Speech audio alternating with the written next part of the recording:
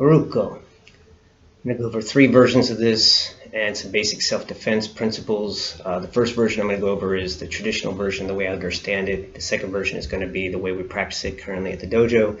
And the third version is the way I find myself applying this in application. To help me, I've taken a gi top and wrapped it around a pillow. I stick a broom and a mop up behind it with the end that you use behind the pillow and the belt wrapped around it to help hold it in there. I'm going to give you a sense of the legs because this is what I'm going to be attacking.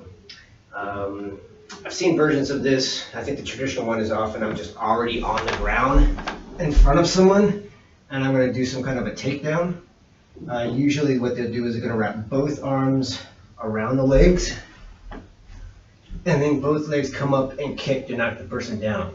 They're blocking out their legs by wrapping your arms around so they can't step back and then kicking them with both legs to knock them over. Typically we practice this from being thrown, so I'm with my uke and then they're actually going to throw me.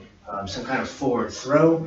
This will also give me an opportunity to practice my side falls. I'm just going to fall on one side. They've thrown me. Now, I've got my back to them, they're standing and I'm on the ground. I'm in a very vulnerable situation. First thing I want to do is turn and face them, and I'm going to go the shortest direction. Right now I can see just over my left shoulder they're here, so I'm going to turn that way. This would be a long way around. So I always want to go the shortest direction. I'm just going to immediately spin and turn. Get my feet between me and them. This is a great self-defense principle that I use whenever I'm practicing the Nage list. Anytime someone throws me away from them and I'm landing facing the opposite direction with my back to them, I always spin and face them with my feet between me and them, getting them in my guard. Even if I'm not touching them, I want to make it so that I'm protecting my upper body, my head, and my vital organs. They're going to have to get past my legs if they want to do serious damage to me. So it's just a good self-defense practice. Anytime I'm taking that fall, I throw, and then immediately spin and turn.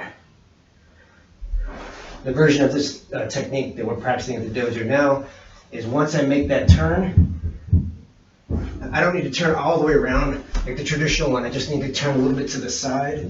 Whatever leg is on the bottom, I'm going to block out that far side leg. And my arm, whatever leg is closest to my arm that's down, is going to wrap around behind them. So a lot like the traditional one, but I'm just getting one arm around. Blocking out the leg with my shin, kind of preventing them from sprawling on me.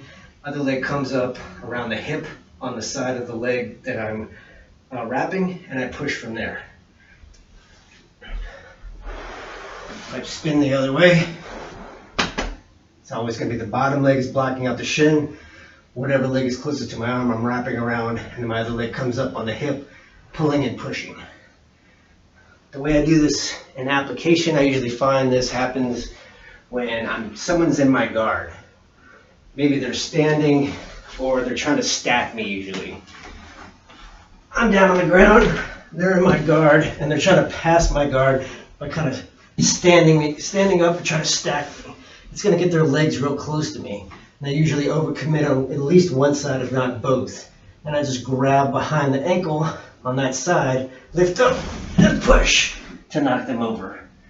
If I can, if they're close enough, I usually want to actually reach around behind this way and grab the leg.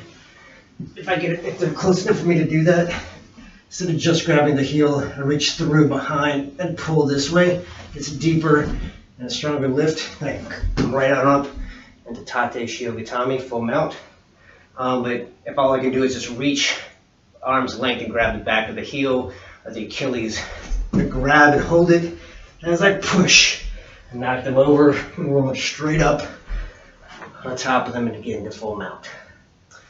Good luck practicing Ryuko at home.